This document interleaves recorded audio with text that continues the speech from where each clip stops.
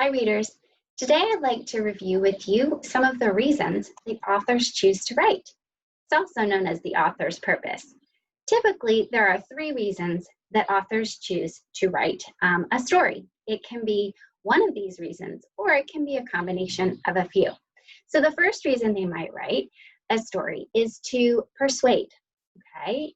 That means to change somebody's mind about something, okay? To get them to think one way or another. Another reason that authors choose to write is to inform or to teach the audience about something. And the third reason that authors choose to write is to entertain, to let people enjoy the story just for the sake of the story. It could be something funny, it could be something sad. There are many different ways to entertain through your stories. So we're going to take another look at Hey Little Ant. And as I read this book to you, I want you to think about the potential purposes that Philip and Hannah Hoose have for writing this story. Is it to persuade? Is it to inform? Or is it to entertain? Or is it 2 of those? Let's think as we read.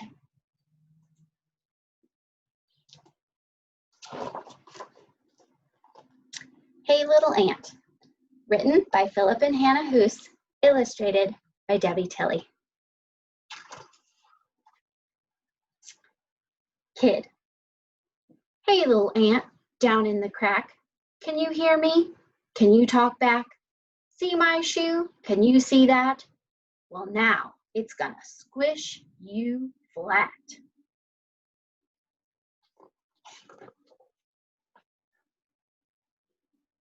Ant. Please, oh please do not squish me. Change your mind and let me be. I'm on my way with a crumb of pie. Please, oh please don't make me die.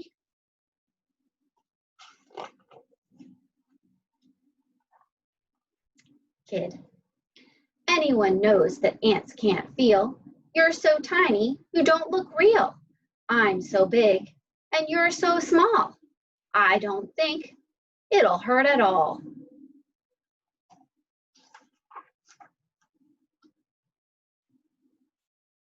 Ant.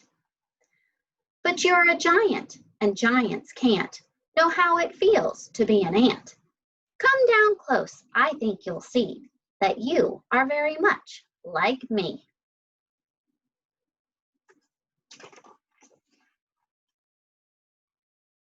Kid.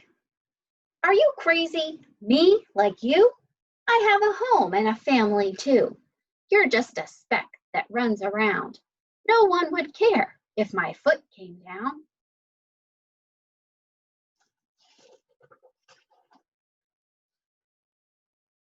Ant. Oh, big friend, you are so wrong. My nestmates need me, 'cause I am strong. I dig our nest and feed baby ants too. I must not die beneath your shoe.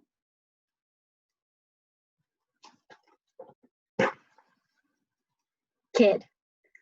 But my mom says that ants are rude. They carry off our picnic food. They steal our chips and breadcrumbs too.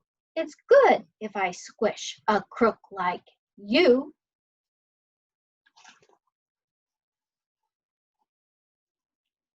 Ant. Hey, I'm not a crook, kid. Read my lips. Sometimes ants need crumbs and chips. One little chip can feed our town. So please don't make your shoe come down.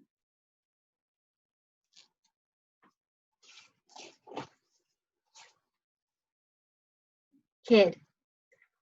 But all my friends squish ants each day. Squishing ants is a game we play. They're looking at me. They're listening too. They all say I should squish you.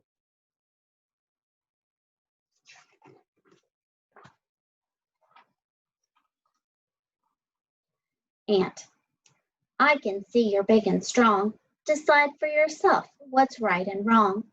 If you were me and I were you, what would you want me to do?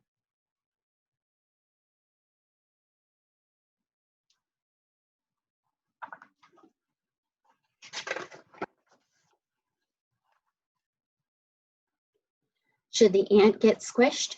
Should the ant go free? It's up to the kid, not up to me. We'll leave the kid with a raised up shoe. What do you think that kid should do?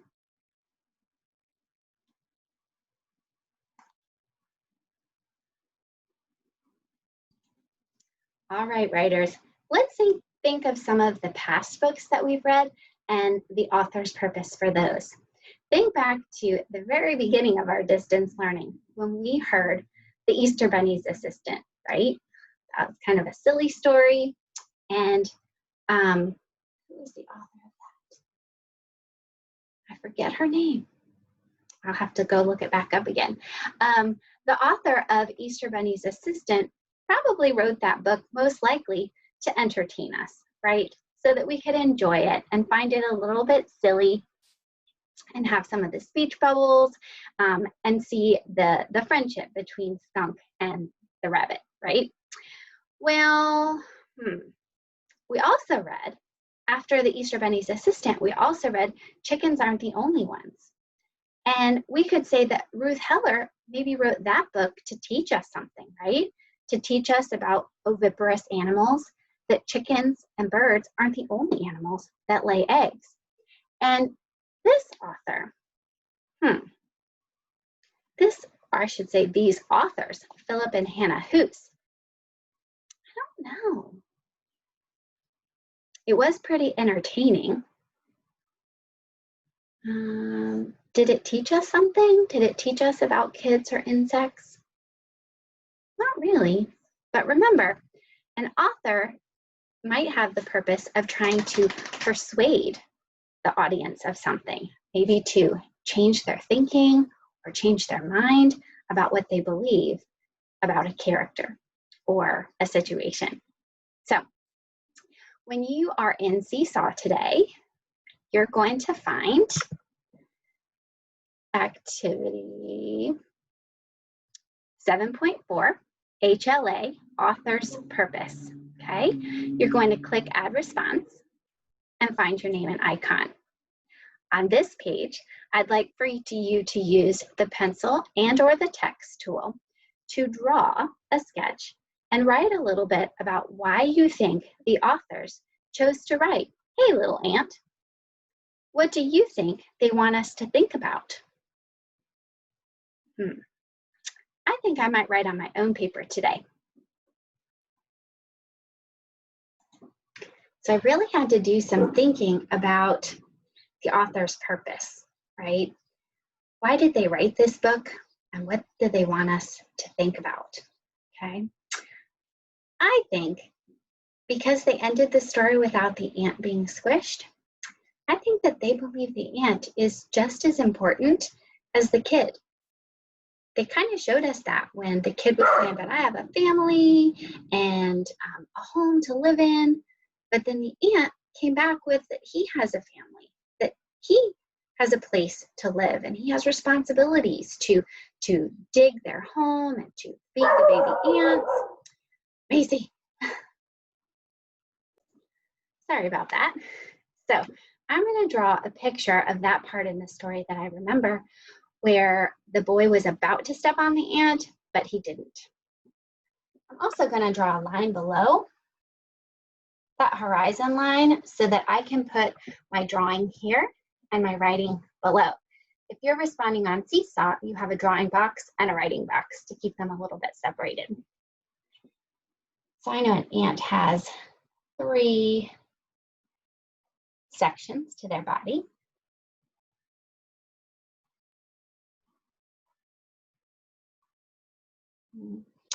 And in this story, the ant had a briefcase, even though real ants don't.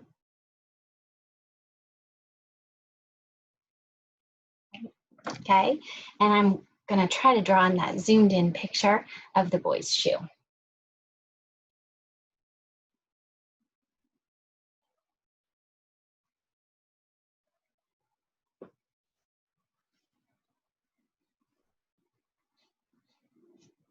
Maybe some shoelaces.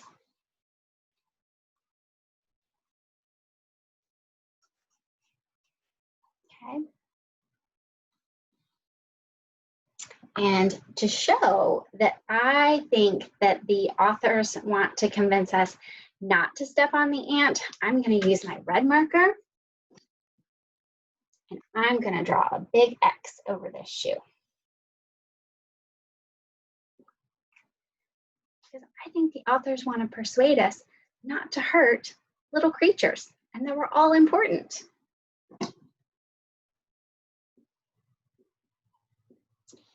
So because there's two authors, I'm going to use the word they.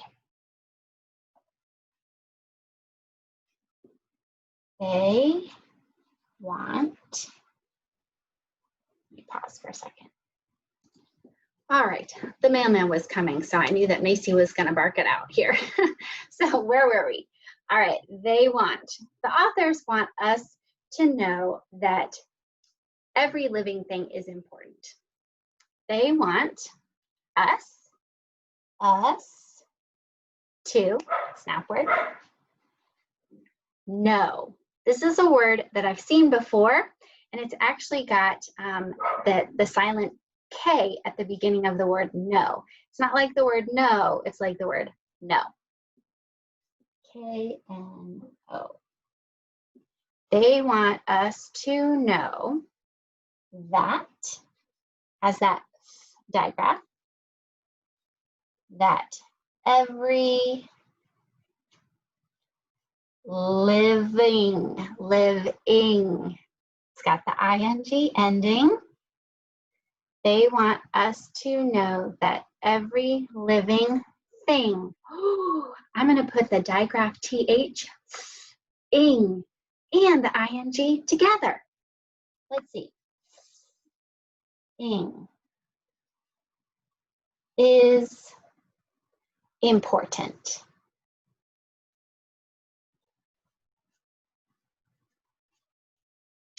They want us to know that every living thing is important. Period. Doesn't matter how small, if it's a tiniest little speck or a big kid, every little thing is important because it's living and it's got a purpose. Kind of like the author's purpose, to persuade us. All right. Once you've responded to what you believe is the author's purpose, you're going to go ahead and click that green check to submit your response.